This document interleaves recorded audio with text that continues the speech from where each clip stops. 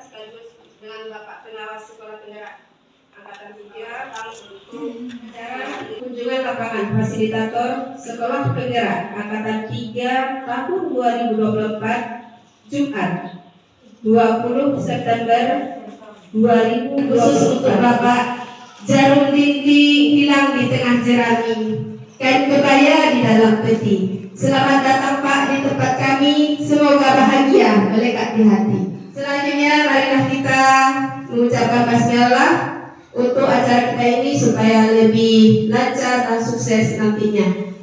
Bismillahirrahmanirrahim. Kita kepada kata sambutan yang pertama oleh Ibu Kepala Sekolah. Pada Ibu Kepala Sekolah, waktu dan tempat disilakan. Assalamualaikum warahmatullahi wabarakatuh. Selawat beserta salam kepada Allah Nabi kita Nabi Sallallahu Alaihi Wasallam yang melapaskan Allahumma sholli ala Sayyidina Muhammad wa ala ali Sayyidina Muhammad. Yang kami hormati Bapak Ibu guru hebat SDN 08 Tarung Selatan. Seterusnya alhamdulillah yang sama-sama kita hormati Bapak pengawas kita yang sudah lama kita tunggu-tunggu. Pada hari ini alhamdulillah berkesempatan hadir di hadapan kita bersama berkat izin Allah Subhanahu wa taala. Terlebih lagi kepada Pak fasilitator kita yang sudah datang dari jauh-jauh ke daerah kita ini. Kami ucapkan selamat datang Pak di SD kita ini. Terima kasih, begitu juga dengan Bapak pengawas kita. Untuk hari ini mudah-mudahan nantinya harapan kami ilmu yang diberikan merupakan ilmu yang yang dapat kami amalkan nantinya pada pembelajaran, khususnya kepada anak-anak didik kami, para guru hebat SDN 08 Tarung Selatan. Nah, jadi mudah-mudahan bagi kita semua nantinya materi itu dapat kita terima dengan baik dalam kunjungan lapangan yang pertama sekali fasilitator baru kita. Kami perkenalkan, nama kami Morobiana, Kepala SDN 08 Tarung Selatan. Demikian juga dengan inilah Pak guru-guru yang ada di SDN 08. Kata sambutan dari Pak Pengawas Sekolah Penggerak kita kepada Bapak, waktu dan tempat disilakan. Assalamualaikum warahmatullahi wabarakatuh. Waalaikumsalam. Yang terhormat fasilitator sekolah penggerak kita yang sudah hadir dalam kita semua. Dan yang terhormati Ibu Kepala Sekolah SD 04 Kemahan. Kemudian yang berbahagia pada Ibu guru, pendidik dan tenaga pendidikan. Alhamdulillah, ucapkan kepada Allah SWT, mudah-mudahan kita selalu diberi nikmat sampai akhir hayat kita. Kemudian selawat beserta salam kepada Rasulullah Muhammad Muhammad. Semoga sahabatnya selalu menyertai kita. Pada Ibu yang saya hormati, tidak banyak yang bisa kami sampaikan. Pertama sekali mohon maaf kalau kita tidak bukan orang asing lagi bagi kita, sahabat dan sahabat. Mudah-mudahan dengan kehadiran beliau pada Ibu semakin semangat sehingga sekolah kita bisa menjadi role model nanti untuk lingkungan kita di khususnya Selataro, gugus kita dan umumnya pada pasangan. Demikian bila taufiq hidayah. Assalamualaikum warahmatullahi wabarakatuh. Selanjutnya marilah kita dengarkan arahan atau kata sebutan dari Bapak fasilitator Sekolah Penggerak Angkatan 3 kita kepada Bapak, waktu dan tempat disilakan. Assalamualaikum warahmatullahi wabarakatuh. Alhamdulillahirabbil alamin wassalatu wassalamu ala asyrofil anbiya'i wal mursalin wa ala alihi washabbihi wasallam. Asyhadu an la ilaha illallah wa asyhadu anna Muhammadan abduhu wa rasuluh sallallahu alaihi wasallam. Yang terhormati rekan pengawas, tak asing lagi seperti yang beliau sampaikan, koordinator pengawas Kabupaten Pasaman, kemudian Ibu Murbena, kemudian Ibu Mai Dayati yang telah mendampingi saya di sini. Kemudian Bapak dan Ibu rekan kami dengan tenaga pendidik dan pendidikan yang ikut bergabung dan berpartisipasi mendukung pelaksanaan program sekolah penggerak. Kembali kita bersyukur kepada Allah Subhanahu wa taala karena pada pagi menjelang siang ini kita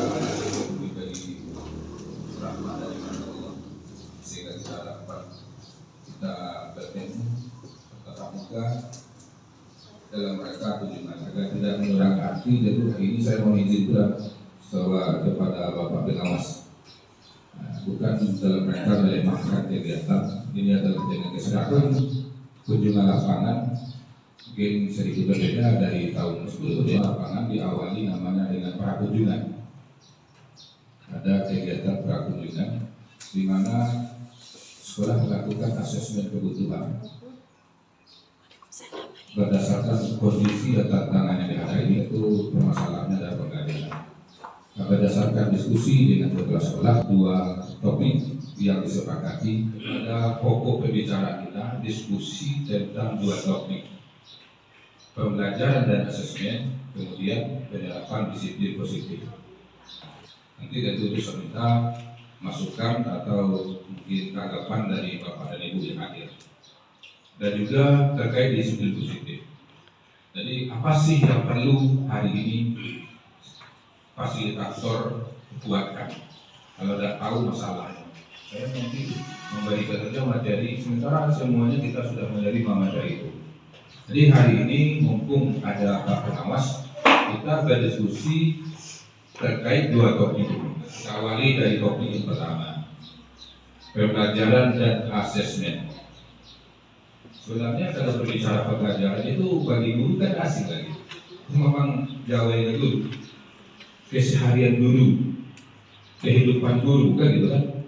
Namun dengan adanya perubahan kurikulum, mungkin ada sedikit penekanan atau penguatan yang perlu jadi perhatian bagi kita. Kita tahu bersama bahwasanya pembelajaran yang diharapkan pada kurikulum mereka itu berpusat pada siapa? Pada pendidikan gitu kan. Jadi berangkat di sana nanti kita lanjut diskusinya. Namun demikian seperti yang saya sampaikan tadi, saya ingin ada di antara ibu yang mau bercerita tentang bagaimana pelaksanaan pembelajaran terkait kurikulum mereka yang ibu lakukan. Kemudian pasti yang menjadi tantangan atau kendalanya dalam pelaksanaan pembelajaran. Silakan Ibu. Terima kasih. Assalamualaikum warahmatullahi wabarakatuh.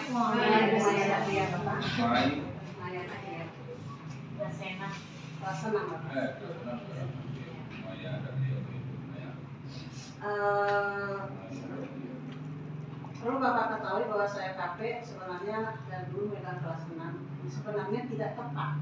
Cuman karena beberapa hal saya sudah tahu, kepala sekolah tetap meminta saya, dan kebetulan juga di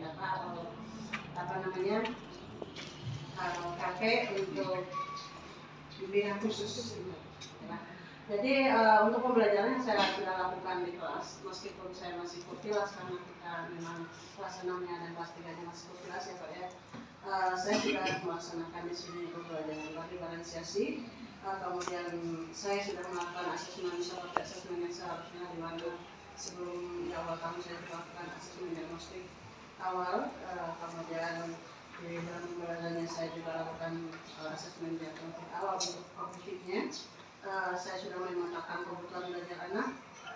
Saya juga sudah mencoba untuk menerapkan pembelajaran itu, menata kelas saya dengan sedemikian rupa yang sesuai dengan kebutuhan belajar anak, dan terkadang rata-rata penataan kelas ini adalah diserahkan ke maunya anak, ke peserta didik. Saya hanya mengarahkan dan memfasilitasi mereka.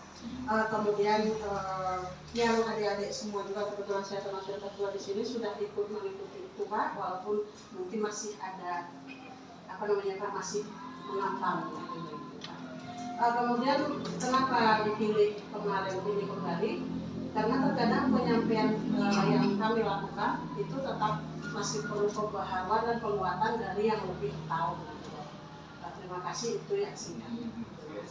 Assalamualaikum warahmatullahi wabarakatuh. Bu Maya, Bu Dania, Bu Maya. Bu Maya. Kasih doa dari kita keterangan. Jadi menyikapi dan menanggapi yang disampaikan Bu Maya. Secara konsep itu sudah beliau pahami. Karena sesuai dengan tuntutan kurikulum pelaksanaan pembelajaran seperti itu. Jadi tidak masalahnya lagi. Kawan-kawan yang baru kan itu kan yang baru bergabung dengan kurikulum mereka BLUKP sudah memulai melaksanakan pembelajaran sesuai tuntutan guru mereka 1 tahun berlanjut gitu kan. Jadi di sini penguatannya dari saya itu bagaimana nanti Bu Maya bisa berbagi dengan teman-teman. Jadi untuk rencana tindak lanjutnya nanti tentu diharapkan adanya suatu kegiatan di sini baik itu memanfaatkan Kombel dan komunitas belajar. Kita masukkan agenda Kombel kita kegiatan juga termasuk nanti untuk tindak lanjut dari PMO. Nah kan ini diagnostik, kalau dulu istilahnya memang asesmen diagnostik, sekarang sudah diperbarui asesmen awal aja lagi namanya. Ini bagaimana mengimplementasikan pembelajaran terdiferensiasi itu kan. Yang pertama tentu karakteristik pembelajaran yang harus kita pahami dulu. Yang pertama itu memanfaatkan asesmen awal, asesmen proses, dan akhir pembelajaran untuk memahami kebutuhan atau posisi peserta didik dalam perjalanan belajarnya. Jadi asesmen awal ini Ibu bukan harus dilaksanakan di awal saja, tetapi hasil asesmen sebelumnya bisa menjadi asesmen awal untuk pembelajaran berikut. Aduh, dia tidak kaku. Kurikulum ini sangat fleksibel pelaksanaannya. Jadi untuk pembelajaran bervariasi itu pemetaan kebutuhan belajar anak melalui asesmen awal, kan gitu kan? Asesmen awal itu bisa juga kita manfaatkan hasil asesmen pembelajaran yang sebelumnya untuk awal pembelajaran berikut. Untuk sekarang nanti jangan memikir bulan apakah harus setiap pembelajaran kita lakukan asesmen awal? Tidak. Nah, namanya asesmen awal. Sebab di awal ini gunanya adalah untuk menggali informasi tentang data bagaimana kebutuhan belajar anak ini. Jadi kita sangat diharapkan sekali. Kalau dikatakan wajib nanti sama pula dengan hukum Islam ini. Memang kita dituntut harus melaksanakan refleksi, membiasakan refleksi ini. Selama ini kan kita mengajar, selesai mengajar, diberi anak tugas, kadang lupa memeriksa, ditambah lagi tugasnya, kita biarin aja, bahkan sudah menumpuk tugas sekian banyak, tidak pernah ada umpan balik. Hari ini tidak boleh lagi Bapak dan Ibu. Kemudian setelah kita adakan asesmen, baru kita menyusun rencana pembelajaran, termasuk di sana ada kembali rencana asesmen untuk pembelajaran berikutnya. Nah, pendidik melakukan asesmen di awal pembelajaran untuk menilai kesiapan individu. Nah, kemudian untuk mempelajari materi yang akan dipelajari atau membuat perencanaan sesuai dengan tahapan capaian anak. Baru kita melaksanakannya. Jadi ada saling kaitannya Ibu antara asesmen dengan perencanaan pembelajaran. Kalau selama ini kan selesai asesmennya oke, diambil datanya, kita lanjut saja. Apa kita refleksi, apakah tujuan ini sudah dipahami oleh semua anak? Kita tak memikirkan. Yang jelas kita dipacu. Sebelumnya kan materinya agak banyak, padat kan. Kita diburu oleh materi yang padat ini. Kalau kurikulum mereka materinya esensial saja, pokok-pokok saja. Yang menentukan batasannya sampai di mana yang kita kembangkan ini materi adalah kita. Kurikulum mereka tidak memperbolehkan lagi penilaian bersama. Nah, tidak ada lagi kurikulum mereka ini penilaian yang dibuat bersama di kecamatan atau dibuat di kabupaten, apalagi di kabupaten. Kalau dulu boleh saja terjadi kan, tapi fenomena di lapangan, akan pernah terjadi. Setelah soal dibagikan, anak langsung bertanya, Bu, yang ini belum kita pelajari, kan itu kan komentar anak. Asesiasi merupakan tindak lanjut dari asesmen awal, fokus kepada kesiapan atau capaian bersama ini. Itu fokus. Dan pengelompokan berdasarkan gaya belajar. Jadi ada anak Ariko yang gaya belajar, Ariko audio, Ariko visual, Ariko kinestetik, tidak ada lagi. Awal-awalnya memang dicobakan mempraktikkan bagi kawan dulu. Pada perdana kegiatan memang sukses, karena asik, aktif. Sebab target kita adalah pembelajaran yang berusaha pada masa tadi di anak aktif dengan dikelompokkan saja itu untuk pembelajaran pertama sukses. Guru cukup bangga. Kemudian diulang lagi, tidak mau anak mengerjakan. Mengapa tidak mau? Namanya anak SD. Ketika ada kelompoknya kawan yang menonton video untuk jenis teknik ada peraga di sana, anak yang visual dia tidak mau mengerjakan. Saya ingin melihat pula seperti itu. Kami ingin pula seperti itu. Jadi pembelajaran terdiversifikasi hari ini untuk mengakomodir gaya belajar anak, bakat anak, guru harus memvariasikan media atau guru harus menyediakan media yang bervariasi, metode yang inovasi. Itu hari ini yang diharapkan. Jadi tidak ada pengelompokan anak berdasarkan data anak terkait kesiapannya perlu itu. Asesmen awal itu adalah untuk mengumpulkan data terkait kesiapan anak berhubungan dengan materi yang akan kita bahas. Kemudian ketika anak setelah melakukan asesmen awal, ada data beberapa tahapan kemampuan anak, ada yang mulai berkembang, kan? Ada yang cakap, ada mahir, ada yang belum berkembang sama sekali. Itu bukanlah dalam rangka pengkategorian anak pintar dan anak yang kurang. Itu adalah berhubung dengan kesiapan. Wajar saja hari ini Pak Sakirmal jauh lebih hebat dari saya, karena dia lebih dahulu mengikuti kegiatan itu. Seperti itu pemikirannya Bapak dan Ibu. Kita tidak mengelompokkan, oh itu anak kurang, aku anak bahasa kurang kelompok anak bodoh, aku anak sadar, aku anak santiang. Itu tidak boleh betul. Kita membicarakan kesiapan, sejauh mana kesiapan anak terhadap materi yang akan disajikan. Itu untuk penguatan pembelajaran berorganisasi. Asesmen itu gunanya atau fungsinya adalah sebagai proses pengumpulan dan pengolahan informasi untuk mengetahui kebutuhan belajar dan capaian kebutuhan belajar. Asesmen awal dan capaian ini tentu asesmen di akhir atau yang disebut dengan sumatif. Asesmen dapat menggunakan beragam teknik dan instrumen penilaian. Jadi inilah yang salah sekali di dalam pembelajaran. Tujuannya namanya ABC, sementara di dalam asesmen CDE diambil dari sumber yang lain.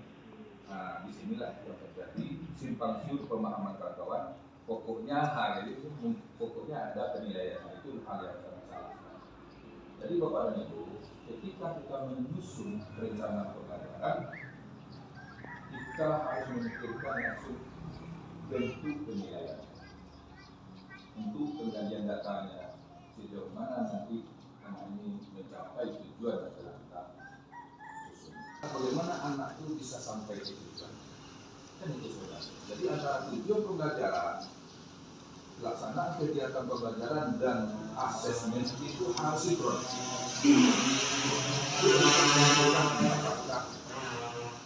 Rencana pembelajaran saya ini sudah pas atau belumnya, tolong lihat nanti yang 3 itu aja. Lihat tujuannya, lihat prosesnya, lihat asesmennya. Apakah itu sudah matching? Kalau sudah selaras, kalau sudah berarti perencanaan pembelajaran kita sudah baik. Tapi kalau belum, itulah yang perlu kita sebutkan. Terkait dengan memberi peluang kita untuk salah satu bentuk perencanaan kita adalah RPP dan belajar. RPP agak ringkas. Nanti hanya menawarkan dulu berapa komponen RPP. Komponen RPP kurikulum 2013 dulu. Komponen utamanya ada 3 saja. Apa ya 3? Tujuan, pengajuan, terus proses dan penilaian. penilaian. Intinya seperti itu, ini tujuan ini proses penilaian. Kalau modul memang sudah lengkap. Jadi kalau boleh memilih, kalau sudah ada modul boleh berapa lagi tiga gitu. Tapi kalau belum bisa menyiapkan modul, kita masih bisa menggunakan baterai. Sebelah dulu mana? Belum itu disubsidi. Kalau cakap ceramah ceramah dalam rangka ada yang sedikit umpamanya penerimaan kami waktu kegiatan itu seperti ini. Nah, bagaimana? Ini yang akan kita luruskan. Ada nggak masukan terhadap pertama perencanaan pembelajaran termasuk pembelajaran dalam kategori dan lingkungan? Ada nasi yang berbeda. Nama saya Nur Cahaya Nasution, guru kelas 1 Bapak. Dalam pemahaman pembelajaran berdiferensiasi ini, saya sendiri mengalami hal tersebut. Yang saya tangkap awal-awal muncul istilah pembelajaran berdiferensiasi itu mengelompokkan anak yang tadi, anak yang siap dan sudah belum siap. Umpamanya dalam hal mendikte, umpama apa yang saya lakukan di mendikte, umpamanya kalau ibu beli baju, umpamanya Pak ya, yang siap ini saya sudah apakan satu kalimat ibu beli baju, sedangkan bagi anak yang belum siap ini itu cuma ibu, karena waktu itu kan kita tujuan pembelajaran itu mengenalkan ibu, ibu. Kemudian umpamanya lagi itu yang saya lakukan. Jadi kalau untuk anak yang siap, ibu itu kan sebentar mereka itu. Jadi saya tambahkan kalimatnya ibu beli baju. Dan itu yang saya laksanakan sebelum saya mengetahui istilah pembelajaran berdiferensiasi ini, Pak. Entah itu betul yang saya laksanakan atau tidak. Yang Bu laksanakan itu seperti itu. Yang nggak boleh anak itu dilakukan berdasarkan gaya belajar bahkan dan tapi berdasarkan kesiapannya sudah pas. Akhirnya seperti itu. Fokus kepada jadi pembelajaran sudah tidak bisa Jadi nggak apa-apa ya. Tapi yang nggak boleh itu anak itu dikelompokkan ini anak kelompoknya permanen ya. Ini yang agak lemah ini kelompokkan itu harus kita perhatikan tidak permanen, maksudnya tidak semua mata pelajaran itu juga anggota kelompok. Kalau dipikirkan bentuk pendampingan bagi peserta didik yang belum siap, perlu dipikirkan. Kemudian perlu dipikirkan bentuk-bentuk tantangan yang lebih beragam bagi anak yang sudah mampu. Kan sudah pasti. Silakan ibu ya. Jadi pandangan saya sebenarnya karena Bapak mengatakan tadi tidak boleh dikelompokkan berdasarkan gaya belajar. Karena yang pertama sukses, yang kedua tidak. Bapak itu yang mengatakan sukses yang pertama, yang di audiovisual kasih video, yang ini kasih ini, yang ini jadi nggak bisa. Jadi waktu materi kita itu memang apa yang kita lakukan selama ini kita benar. Kita kasih video secara keseluruhan. Itu yang masuk Bapak tadi. Bukan yang itu yang kegagalan yang pertama itu karena pertama dulu sekali memang kalau yang audiovisual kasih video, yang ini kinestetik kasih dia bergerak. Jadi pas apanya tentu anak itu pengen kemari. Makanya dalam perancangan kita sajikan semua itu dengan beragam, bukan artinya keseluruhan. Itu yang gagal yang tidak sama tadi maksud Bapak itu yang itu. Jadi tapi saya juga sebenarnya ragu Pak, apakah hal yang saya lakukan itu kali ini saya kuatkan. Jadi saya kesini hanya menguatkan saja, sama dengan Pak Sakti nanti menguatkan. Jadi kalau dapat silakan Pak. Di sini dipakai yang mana? Sudah ada nih?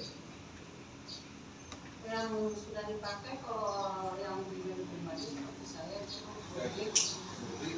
kemudian observasi. Untuk kriteria apa ya? Kemudian kalau penggunaan skala baru sekali pernah saya pakai. Jadi gunanya nanti kan begini, itulah asesmen kita cocokkan dengan kebandingkan dengan harga itu. Apakah anak ini sudah termasuk tercapai tujuan pembelajarannya atau belum? Begitu. Karena saya rasa Pak, semua anak tahu kalau dia diambil dari surat pendapatan anak Iya.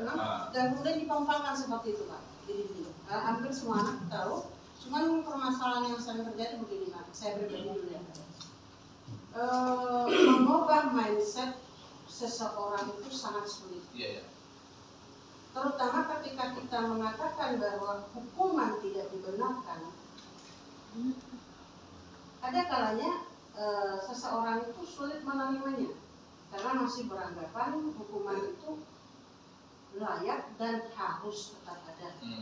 Satu, yang kedua, mungkin kalau saya pribadi yang menyampaikan itu masih kurang diterima.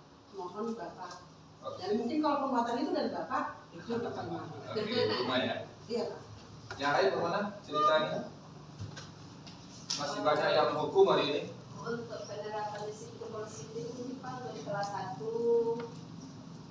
masih cenderung lupa akan kesepakatan kelas yang sudah dibikin. Makanya dalam pembelajaran tidak makan. Jadi juga karena udah kebiasaan ngunyah gitu mungkin Pak ya. Cenderung lupa atau bagaimana gitu. Sering memang kecenderungannya di sana Pak.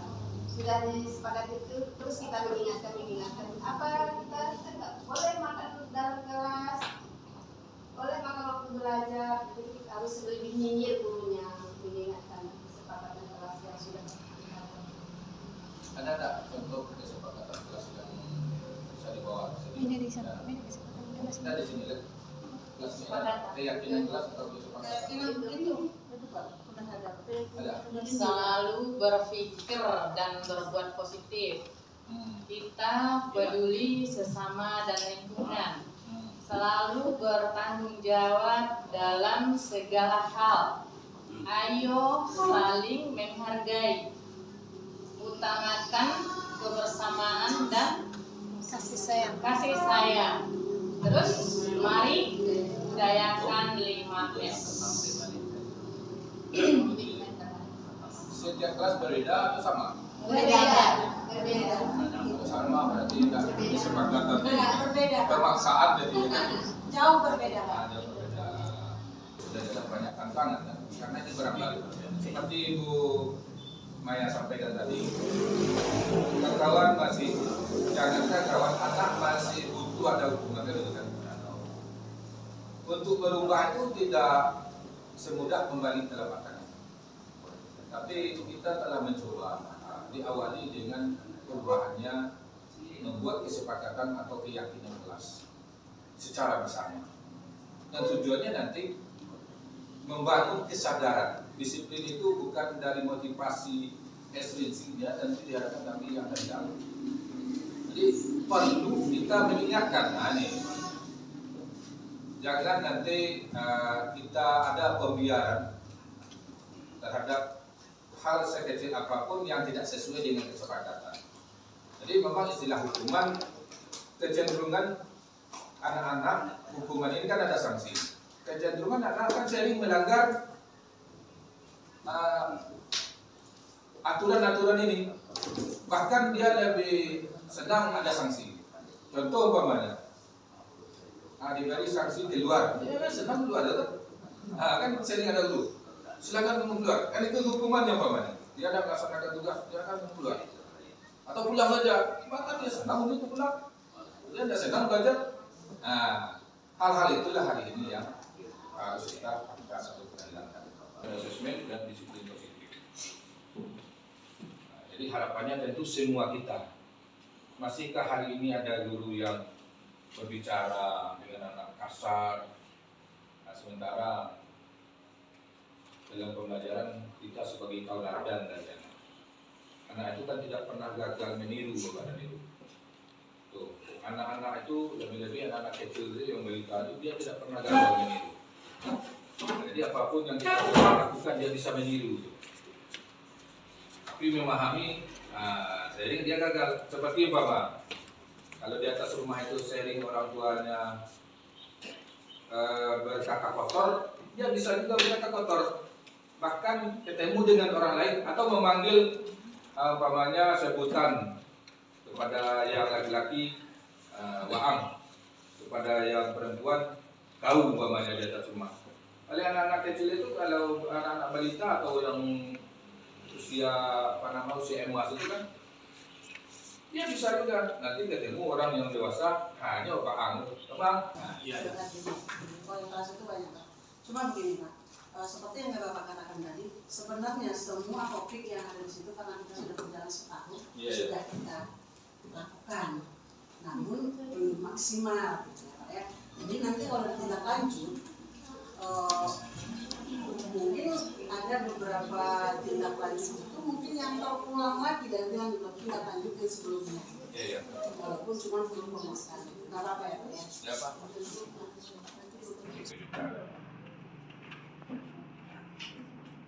Jadi untuk tindak lanjut tentu saya berharap kepada kawan semua termasuk Bapak pengawas, bagaimana nanti permasalahan yang telah di Singapura kita latih saja. Semoga bermanfaat untuk kita semua. Saya mengundurkan diri. Terima kasih. Mentari senja telah tenggelam, hujan turun mulai terjatuh.